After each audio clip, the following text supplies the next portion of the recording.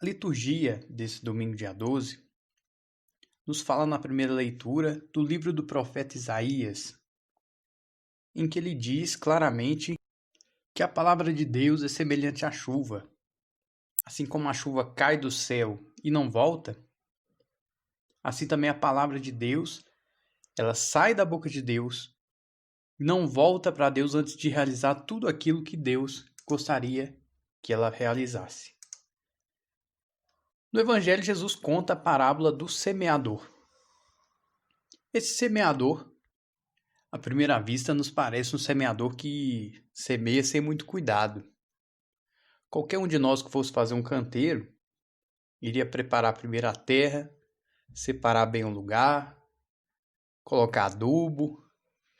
Aí sim ia plantar e ia cuidar do que plantou. Mas na parábola, se diz que esse semeador, ele sai como que jogando sementes. Cada hora a semente cai num lugar, ele joga em todos os terrenos. E isso é uma grande sorte de cada um de nós. Imagina se Deus começasse a escolher os terrenos para jogar a semente. Imagina que Jesus tivesse vontade de converter e salvar, por exemplo, só aquele 1% da humanidade que é mais inteligente. E todo o restante, e os outros 99%. Ou então vamos supor que Jesus escolhesse o terreno das pessoas que são mansas e humildes de coração. Tem muitas pessoas que têm verdadeira ojeriza de briga, não gosta de briga. Prefere evitar confusão, evitar conflito. Imagina se Jesus só levasse a sua semente para essas pessoas e todo o resto. Como que ia fazer? E aí muitas características que a gente poderia pensar para representar um solo específico que Jesus poderia escolher e desprezar todos os outros. No entanto, esse nosso semeador, que ama todos os terrenos, até os ruins, como o nosso,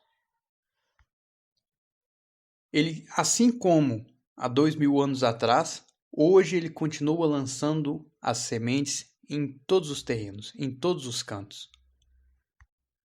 Naquele tempo, dos muitos lugares que Jesus pregou, muita gente acolheu com grande alegria aquilo que ele pregou.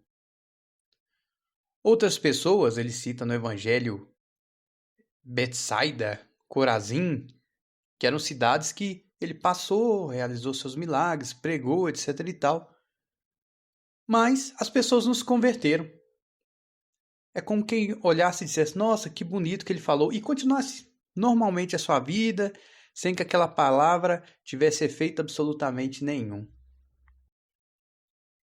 Esse é o segundo grupo. O primeiro, o que se converteu. O segundo, que foi indiferente. E ainda teve um terceiro grupo, que era o daquelas pessoas que se opunham a Jesus, que eram contrários a ele. Inclusive, um grupo queria até matá-lo. O Evangelho de Marcos nos diz que os fariseus e os herodianos planejavam matar Jesus. E aqui no Evangelho fica claro, nesse contexto aqui, próximo do capítulo 13, que a oposição a Jesus vai crescendo cada vez mais. Então, Jesus conta uma série de parábolas. E os discípulos perguntam para ele, porque ele contou, mas pelo visto ninguém entendeu. Então, para que ele contou, é um mistério, né? Então, os discípulos vão perguntar para ele por que ele falava em parábolas. Ele diz, porque a vós foi dado o conhecimento dos mistérios do reino dos céus, mas a eles não é dado. O que isso quer dizer? Jesus, muitas vezes na Sagrada Escritura e no nosso cotidiano, Jesus não fala a nós somente pela Bíblia. Ele fala pelo que a gente vive no dia a dia, as coisas boas e as coisas ruins. Mas muitas vezes a gente não compreende. Será dado a nós conhecer aquilo que Jesus quer nos dizer se nós fizermos como os apóstolos e formos até ele perguntar. É dado conhecer os mistérios de Deus quem estabelece com Jesus uma relação de amizade, de intimidade. Se nós, na meditação da palavra de Deus e na oração, vamos a Ele e perguntamos: Senhor, o que o Senhor quer de nós? O que isso significa para mim? Como o Senhor quer que eu coloque isso em prática? Então será dado a nós conhecer esses mistérios. Mas quem não tem vontade de se aprofundar, quem não tem vontade de seguir a Jesus de perto como os discípulos seguiam, a esses não é dado conhecer os mistérios de Deus. E aí Jesus explica a parábola. A primeira semente que caiu à beira do maligno, à beira do caminho, vem o maligno e leva. São aqueles que, ouvindo a palavra de Deus, lá naquele tempo, por meio do próprio Deus que falava, Jesus. Hoje, por meio de uma pregação, de um retiro, de um familiar nosso que dá um conselho, por meio de um amigo. São muitas as maneiras de Deus nos falar. Lendo a Sagrada Escritura, lendo um livro de um santo. Mas muitas vezes essa palavra não toca. A gente escuta, nossa, que bonito, e continua a nossa vida como se nada tivesse acontecido. É porque o maligno veio e levou embora a semente. O segundo tipo de semente é o que cai num terreno pedregoso. O terreno pedregoso ele é pouco profundo. Então a pessoa logo recebe com alegria, fica aquela alegria, aquela modinha, aquele fogo de palha. Mas aí, como a semente não criou raiz, quando chega o sofrimento ou a perseguição por causa da palavra, ele desiste. E como que a gente faz quando a palavra de Deus cai no nosso coração e o nosso coração é pouco profundo?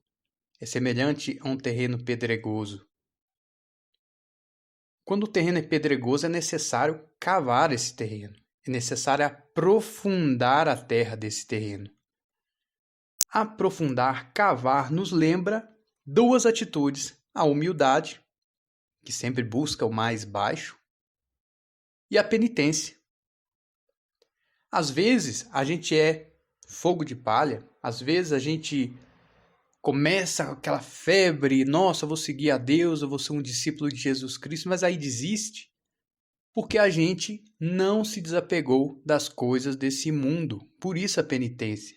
A penitência é desapegar-se. Para a gente colocar Deus em primeiro lugar, primeiro a gente tem que tirar as coisas que estão em primeiro lugar na frente de Deus. Então esse é o remédio quando o terreno do nosso coração está pedregoso. A penitência e a humildade. Mas aí também tem aquela semente que caiu no meio dos espinhos, que, segundo Jesus, é aquela palavra de quem ouviu, mas as preocupações do mundo, a ilusão da riqueza, o status, tantas coisas que tiram a nossa atenção, sufocaram a palavra e ela não deu fruto. Como que a gente faz quando o nosso coração está cheio de espinhos sufocando a palavra? O remédio para podar esses espinhos é justamente a oração. Se a gente é de oração, o próprio semeador vai tirar esses espinhos. Porque na oração é Jesus quem nos transforma. É Jesus quem limpa o nosso coração, quem limpa a nossa pessoa dos nossos defeitos, das nossas más inclinações, dos nossos maus hábitos. É Jesus quem nos dá a força para nos livrar dessas coisas. E vem a semente que caiu em boa terra, que é aquele que ouve a palavra e a compreende. E aí, a esse que acolhe a graça de Deus, é Deus quem decide se ele vai produzir 100, se ele vai produzir 60, se ele vai produzir 30. Ou seja, se ele vai ser um grande santo, ou se ele vai ser um santo de segunda grandeza, poderíamos dizer assim. Ou então se ele vai ser uma pessoa piedosa. Isso não cabe a nós decidir. A graça de Deus é que vai gerar esses frutos. Cabe a nós preparar o terreno do nosso coração para verdadeiramente buscar ser fiel a Deus. Louvado seja nosso Senhor Jesus Cristo, para sempre seja louvado.